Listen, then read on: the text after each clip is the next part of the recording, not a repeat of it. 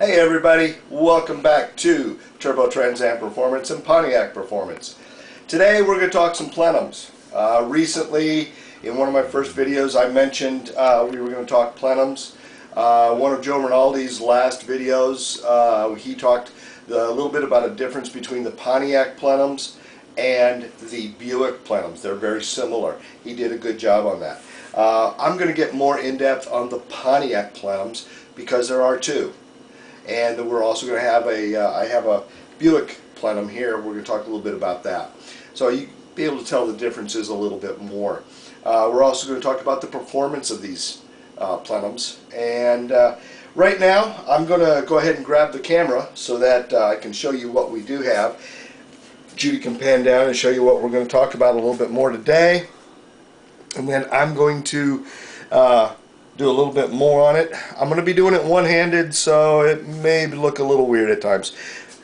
Also, I am working on some video software, so we'll get these to look a little bit better. What I would like to hear from you guys is, I've seen others where they have previews of stuff in the beginning or previews or stuff at the ends. What would you guys like to see from me? So put that in the comments. Send me an email at turbotransAmperformance@gmail.com. So I'm going to go ahead and take the camera and I will start going over some of these plenums and what not to do on some of these plenums. First one we're going to talk about is this one right here. It is a Pontiac plenum. It's been hacked. I don't know any other way to say it. It's been hacked. It is also one of the flat plenums.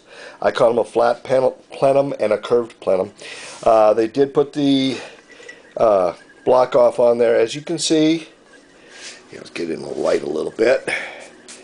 You can see a little bit more on how it actually moves around in there. Okay, that's the flat plenum.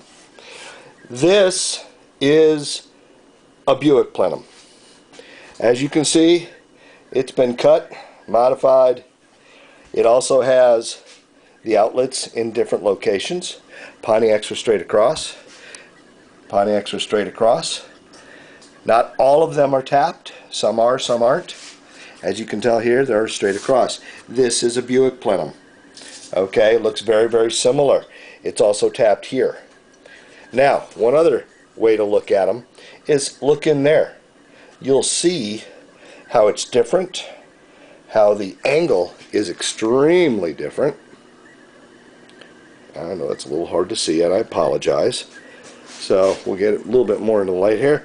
You can also tell in that it's beveled right here. The Pontiacs don't have that. So as I'm going to get over here, I'm going to try and get a better view. This here is the flat plenum, like the first one. And it doesn't look that bad. Doesn't look no problem. Looks pretty good, right? Then you look at the beveled, and you can tell right off the bat it's a whole lot deeper.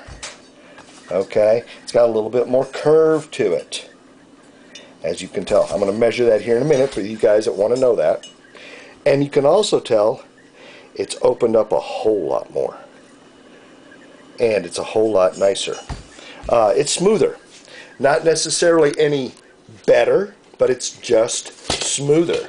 So as we're talking about these, yeah, I'm doing this one-handed. I'm gonna go ahead and show you the difference. It is, oh man, my lighting sucks in here. Okay, as you can see, it is right about 2¼ inches. Here is 1½ inches. Okay, so it's a big difference. I have used both of these plenums back to back in the race car. In my application, full throttle, nothing else matters, all out, you don't see that. You don't see a real big difference. In part throttle, in a setup where you're driving it on the street, this definitely is a little better. This one, I was very, very surprised.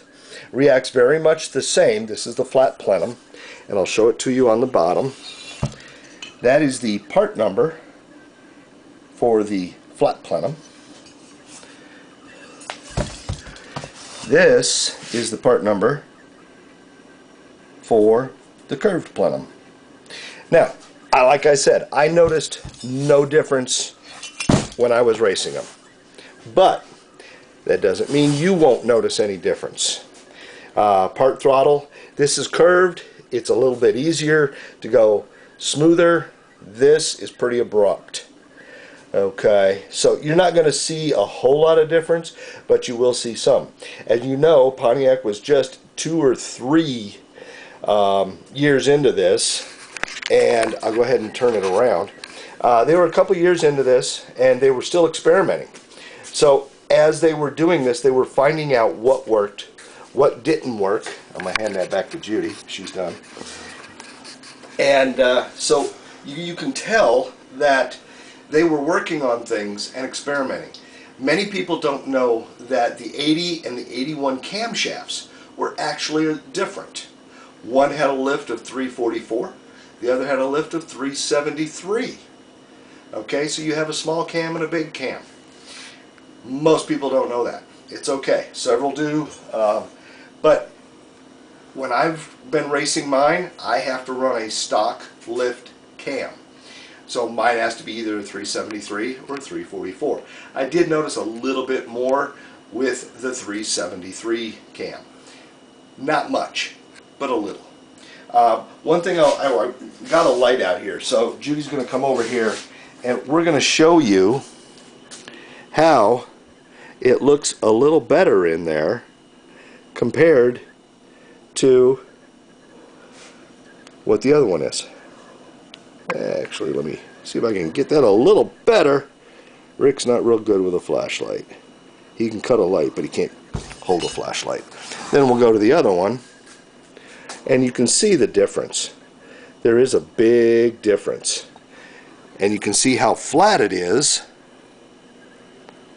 compared to how it curves. So, is one any better than the other? I don't know. I didn't notice it when I was racing it. So, is there a little bit of difference in performance? Maybe a couple of hundredths, but not much. It's going through there so fast. It is a few less direction changes for the fuel to go. So, there may be some in there. For road racing or long distance racing, there may be a little bit. I do it quarter mile at a time. So I didn't notice that much of a difference. We do have some announcements. The orange car that a lot of people, I've said it was a race car, that's going back on the street. We're going to get tags for it, and it's going to go back on the street. So we'll have a little bit of fun there. We are waiting for the the main bearings and the rod bearings on the motor for the brown car. We did just get the motor back off the dyno, so we were pretty happy with that. Judy's going to pan over to it.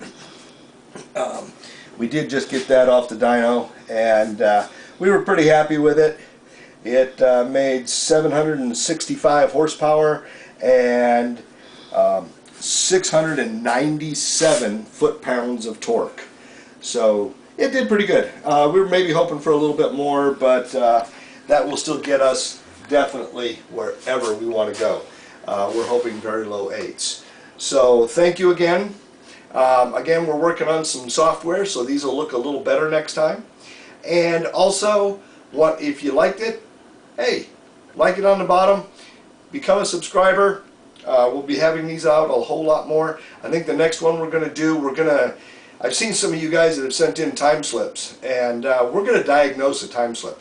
We're going to go over the increments, where they should be, what you should see after you've done it a couple of times, and also how to diagnose it so that you can tell maybe if something's going wrong. So again, join us next time when we diagnose the time slips, but thanks for joining us. Like and subscribe, and we'll talk to you next time.